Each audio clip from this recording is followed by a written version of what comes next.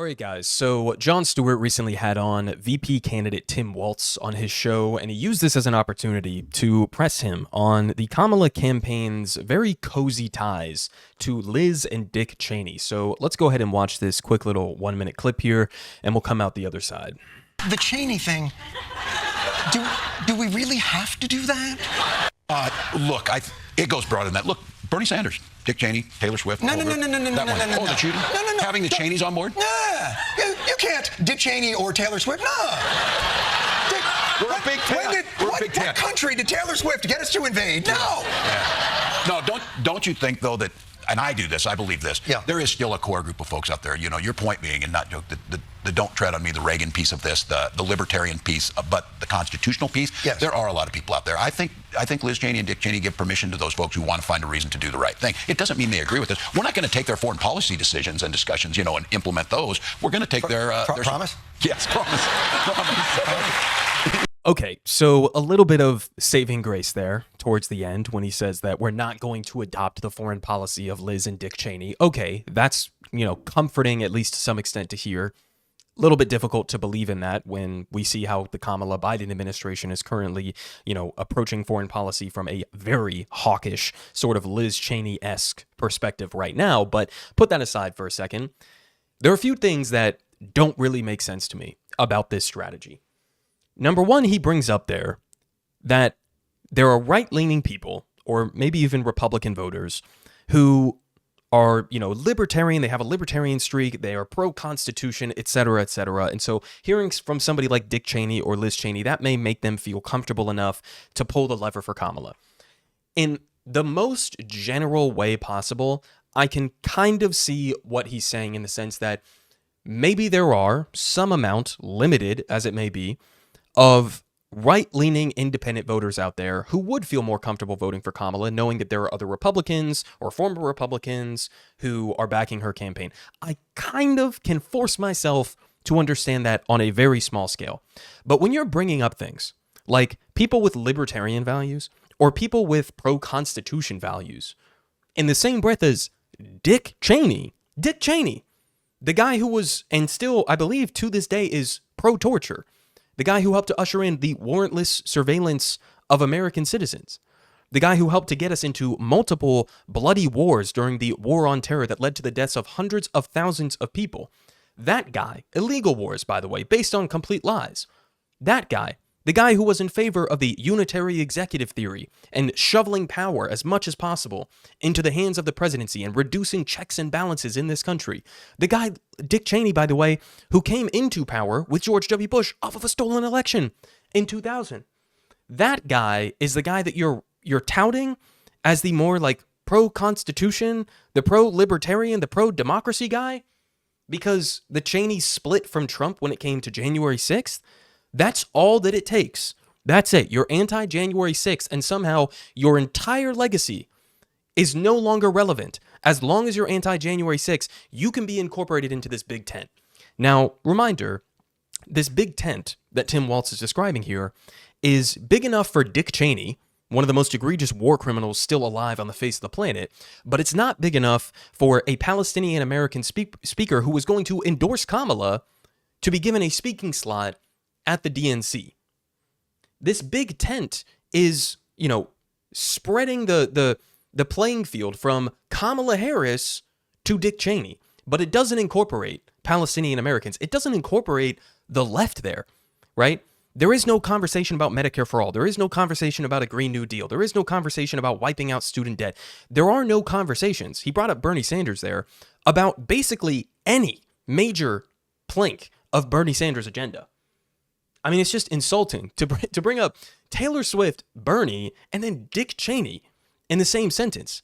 And again, for it to be a big tent party, that's fine as a general idea, but in order for it to be a big tent party, you have to actually incorporate some ideas from the left. You know, there are some things sprinkled here and there from the Kamala agenda, like a tax credit for first-time homebuyers or the child tax credit or whatever the case may be. These are not left-wing policies, right? Some of them are decent policies that I think get us in the right direction and, you know, et cetera. But there are no bold left-wing economic policies that are featured within this platform. There aren't even a ton of the policies from Tim Walz's governorship when he was in Minnesota with a 1-seat majority and managed to get past a whole slate of progressive policy agenda items. So it doesn't make sense from a big tent perspective. I don't think that you should want people like Dick Cheney in your big tent to begin with. And it also doesn't make sense politically to me because it's not as if Liz Cheney and Dick Cheney are like wildly popular. I mean, genuinely, who gives a fuck what Dick Cheney has to say? Like, it's one thing if you get endorsed by Dick Cheney or he says he's going to vote for you. You can't control that. But as Kamala did, coming out here and praising his legacy, I also want to thank your father, VP Dick Cheney, for his endorsement and what he has done to serve our country. Meanwhile, she's hitting 3 different states with Liz Cheney right now. Again, it's one thing to get endorsed by somebody. It's another thing to tout their legacy when they have one of the most disgusting and horrifying legacies in modern American history. That to me makes no sense, especially considering somebody like Dick Cheney left office with a 13% approval rating. 13, not 30%, not even close to a majority, 13% approval rating. This is the guy who you're touting as if this is going to have some sort of a political benefit. I genuinely think, cozying up to Dick and Liz Cheney will do more damage to your campaign than it will help your campaign, especially considering that foreign policy is one of, if not your single weakest issues going into this election. When you have issues with Arab Americans across this country, especially in key swing states like Michigan, and you're touting the legacy of a guy who led us into, based on lies, a war on terror that killed hundreds of thousands of people in the Middle East, completely destabilized the entire region. We are still dealing with the aftermath of Dick Cheney's policy in the Middle East. And you're touting his legacy.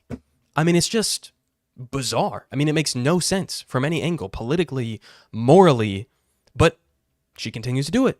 Now, just to remind everybody, in terms of some of Dick Cheney's legacy here, they say that it's necessary here from Jacobin to remember a bit of history.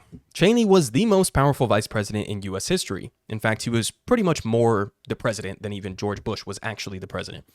They say he is most remembered for his role in promoting the Iraq War, an illegal war of aggression predicated on lies, as well as pushing the nation into the dark side after 9/11, which included torture, detention without trial, including U.S. citizens, warrantless surveillance, and other egregious departures from liberal norms of democracy. All of this was predicated on a shocking legal theory that gave the president sweeping wartime powers that neither Congress nor the courts could check. This is the pro-democracy people here because, again, they were against January 6th. That's it. That's all that matters. They say as they were fighting a global war with no borders, this meant that not even U.S. citizens in the United States were safe from a wartime president's rampages. This was illustrated by the case of Jose Padilla, who was arrested in the Chicago airport, declared an enemy combatant by George W. Bush, and held in military prison for 3.5 years. These are not the actions of a defender of democracy, but someone who constantly attacked and undermined and disregarded it. And while Cheney's worst abuses came during the War on Terror, they were culminations of decades of his scheming against American democracy. They say Cheney's long political career has been devoted to skirting and ignoring democratic norms however he sees fit. Now, this will be linked down in the description below if you want to go read more of the details here, but they finish off saying this. No one should downplay the crimes of Donald Trump. True. His erratic and demagogic behavior during COVID-19 and the George Floyd uprisings, his greenlighting of police terror and white supremacist violence, and his love of callousness and cruelty, even to migrant children, made him a real threat. Yet compared to Dick Cheney's crimes against democracy, Trump is an amateur. Cheney reduced nations to rubble, shredded the Bill of Rights, and enacted programs of surveillance, abduction, detention, and torture more in line with the state terrorism of military dictatorships than the norms of liberal democracy. And I think that's entirely correct, which again makes it all the more bizarre to me that if you're trying to focus in on Trump is a threat to democracy, Trump is a threat to our liberal norms and decorum, to cozy up to somebody like the Cheneys makes no sense. This is not in line with the things that you are purporting to stand for, right? Now, we also have, as a reminder, in terms of Liz Cheney, she voted with Donald Trump on policy 93% of her congressional career.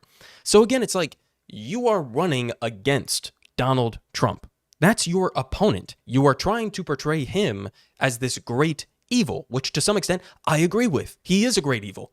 But if that's what you're trying to run on, that you should vote for me because Donald Trump is so bad, then why would you go out and campaign with somebody who agrees with Trump on 93% of his agenda?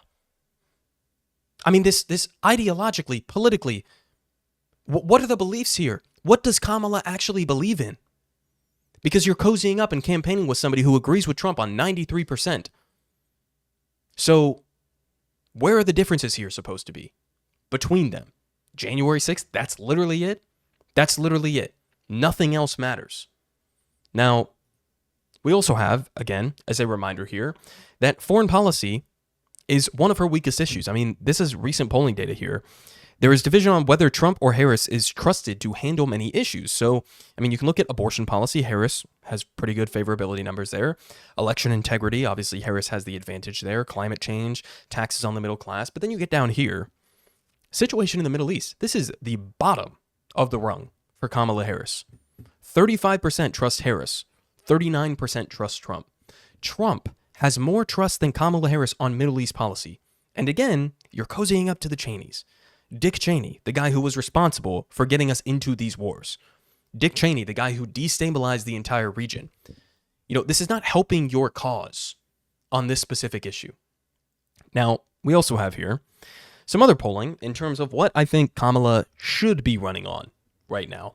So this was posted here by Blueprint, their newest polling. It shows that in interviews, Vice President Harris, and this is a big question she's been getting, what would you do differently from Biden? They say she can effectively distance herself from Biden. But our ad testing shows that paid advertisements that distance Harris from Biden are not as effective as playing the hits on popular Democratic policies. So you look at the details here. Hypothetical answers. What, if anything, would you have done differently than Biden over the last 4 years? She keeps getting asked this question. Now, her typical response is nothing.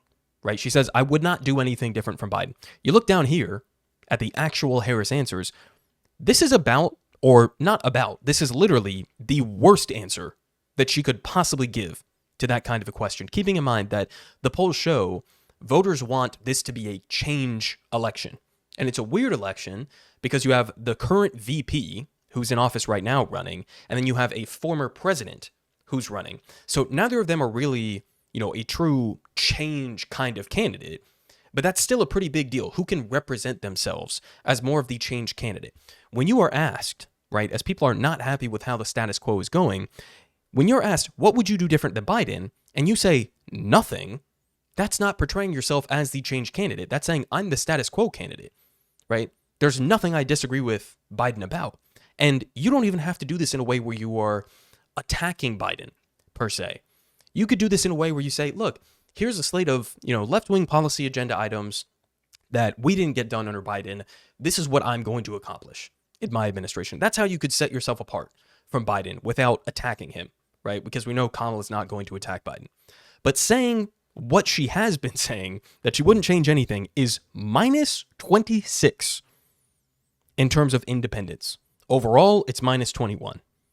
The other main thing that she's been saying is that, oh, the main difference between me and Biden is that I'm going to have a Republican in my cabinet. That answer is minus 10 overall and minus 12 with independents. So what's the most popular? It's talking about bold left-wing economic populism. That's what it is.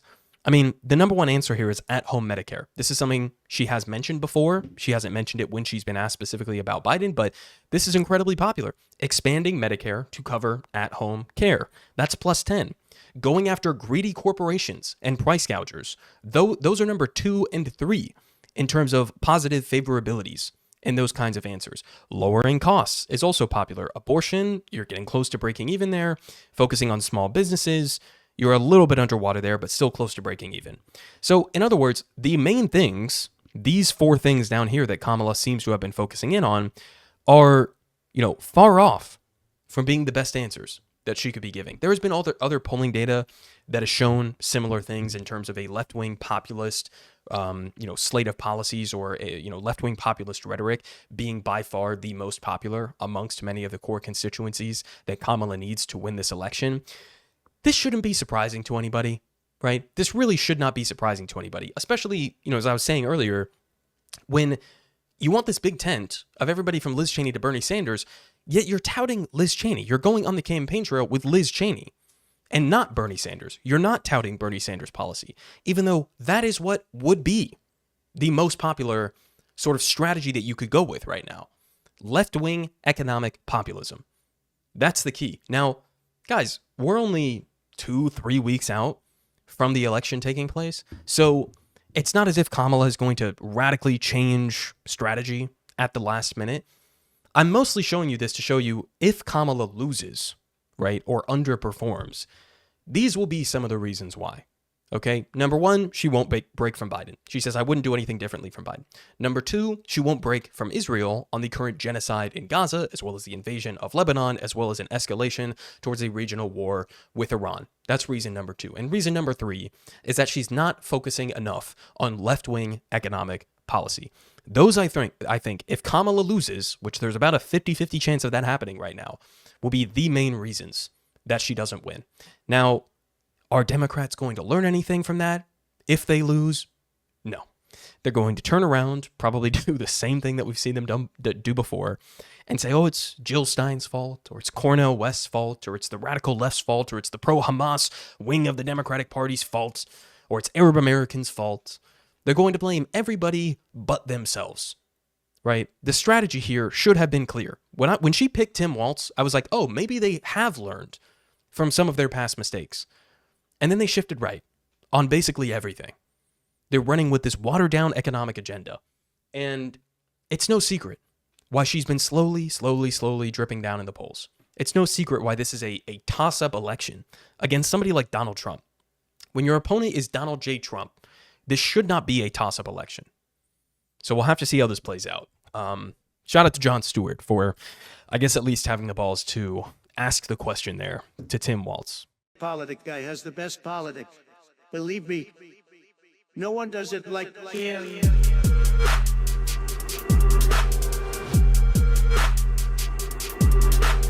Believe me, everyone is saying